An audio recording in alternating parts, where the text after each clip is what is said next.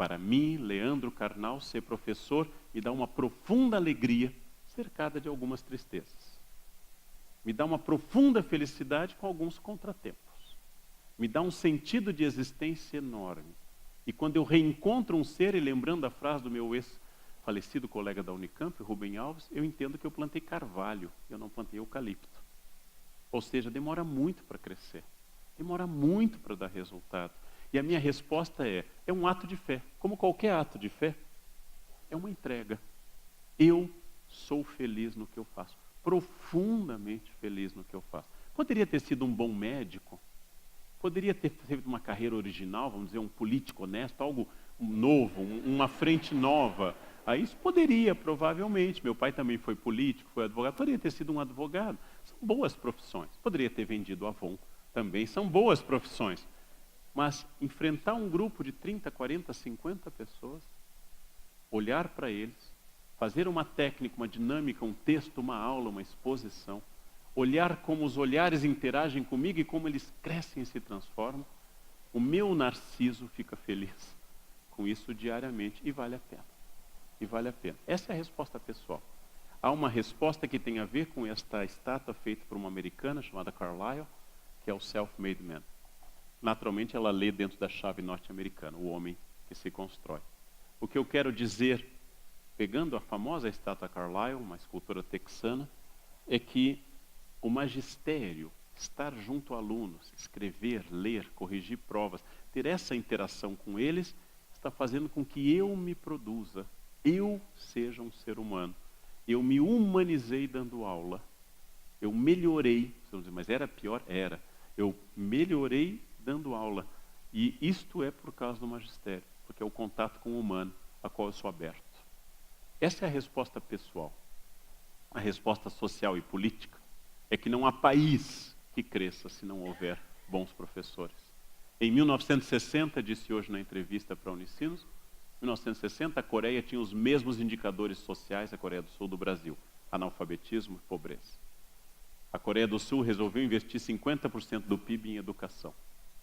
Nós estamos felizes com os índices atuais no Brasil. Mas a Coreia do Sul investiu 50%. Em 20 anos, ela se tornou um país do primeiro mundo. Não é original, a fórmula é sempre a mesma. Não há país que cresça se não houver educação. Não há país que se desenvolva se não houver educação. Não há chance de cidadania e dignidade se não houver educação. Analfabetismo é uma das maiores exclusões que a gente pode provocar num ser humano. Analfabetismo funcional, que é muito grande no Brasil, é uma exclusão também. Analfabetismo de interação crítica com o mundo, tudo isso é combatido pela escola. Pelo milagre da sala de aula, da leitura. Da última vez que aquele ser humano vai ouvir falar em Camões. Da última vez na vida que ele vai ter contato com Camões, provavelmente, salvo se ele for alguém excepcional. E que é a chance dele ter contato com uma das bases do pensamento humanístico e da língua portuguesa. Ser professor, colaborar poderosamente para a construção social da cidadania. Talvez de todas as funções, a que mais colabora. Porque é a única que é comum a todos. Todo médico, todo advogado, todo engenheiro teve professores. E nem todo professor teve um engenheiro na sua vida. E tomara que nunca tenha um advogado na sua vida. Não porque não seja bom ter advogado, mas é sinal de problema, de problemas chegando. Ou seja, o professor é formador. E eu estou aqui hoje, falando com os senhores e lendo coisas que eu escrevi, porque em 1969, no Colégio São José, uma estagiária pegou a minha caneta e me ajudou a escrever a letra A numa gramática, Davi vê a uva, uva vê Davi, Lula. Lula na época era só fonética da gramática. Passados quase meio século, 50 anos dessa experiência, eu diariamente sou tributário de uma pessoa que me alfabetizou. Diariamente. De uma professora que teve a paciência de me fazer a curva do A. E na época, vovô tinha acento e vovó tinha grampinho e vovô tinha chapéu. Assim se fazia isso. O salto necessário, o salto essencial, o salto que vai fazer a diferença neste país é o salto da educação. É uma das coisas mais elementares e comuns e a mais verdadeira de todas. Educar alguém numa aula, e como eu disse agora, professores de uma escola na favela do Paraisópolis, onde eu fui pelo projeto chamado Parceiros da Educação. Reuni todos os professores e fiquei com eles uma agradabilíssima manhã. O Estado não quer que vocês eduquem, porque o Estado paga mal e coloca numa escola ruim, sem água e pichada. Eu sugeri a eles, vinguem-se, eduquem. É a maior vingança contra o Estado. Né? Tornar aquele indivíduo um eleitor consciente. É uma vingança poderosa, gente. Uma vingança enorme, porque o Estado não quer educar. Como dizia Darcy Ribeiro, o caos da educação tem que ser pensado, né? Porque nenhum caos é tão forte se não for arquitetado de alguma forma. O nosso país está em manutenção permanente, porque ainda não descobrimos este valor fundamental. O salto necessário é a educação. E eu sou professor por uma escolha pessoal que deu certo, podia não ter dado. E eu sou professor porque eu me sinto politicamente útil, engajado, efetivo, benquisto um determinado grupo e consigo disso prazer pessoal, sustento, e consigo várias coisas dando aula, e diariamente, e recebendo muitos comentários positivos e também alguns negativos. Em alguns negativos são verdadeiros.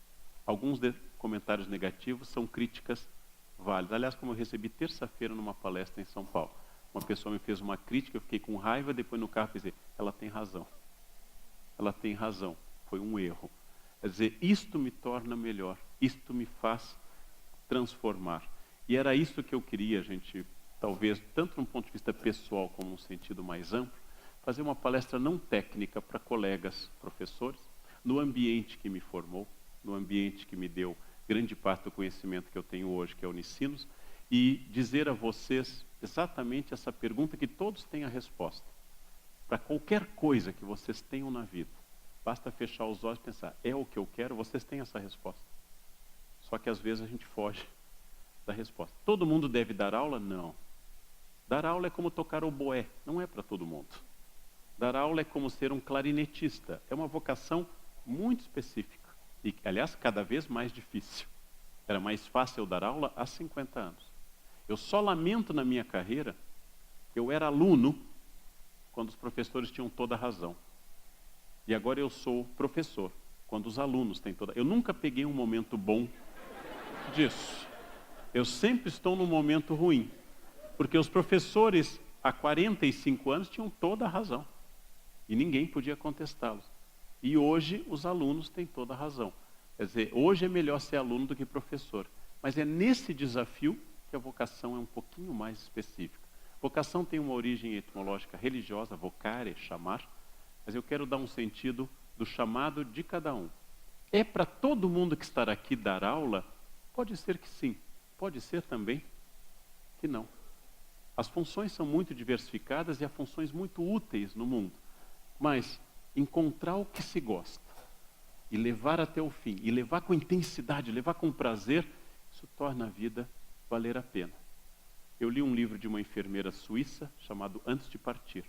Ela entrevista pessoas em doenças terminais no hospital especializado nisso. Entrevistou 100 pessoas, todas dizendo a mesma coisa. O que você faria diferente? Todas se arrependem de não ter valorizado mais a família e os amigos e não ter optado por uma carreira que os apaixonasse. Optaram, todos ao morrer dizem a mesma coisa.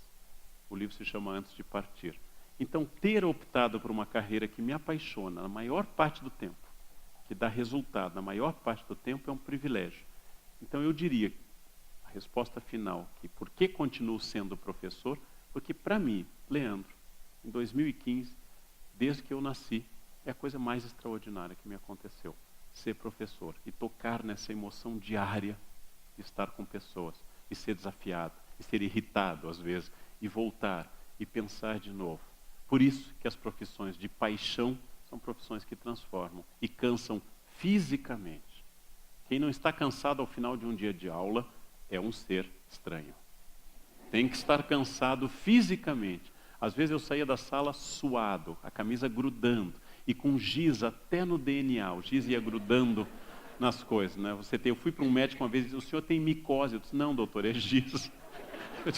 Ele dizia que eu tinha micose, eu não conseguia tirar. Ou seja, ter escolhido isso, reforçar isso diariamente, voltar ao ambiente que me formou a Unicinos, onde eu tive tão boas experiências, e de novo comentar com colegas essa mesma coisa, me dá uma profunda alegria. Minha vida é boa porque eu escolhi fazer o que eu gosto. E o que eu gosto é dar aula.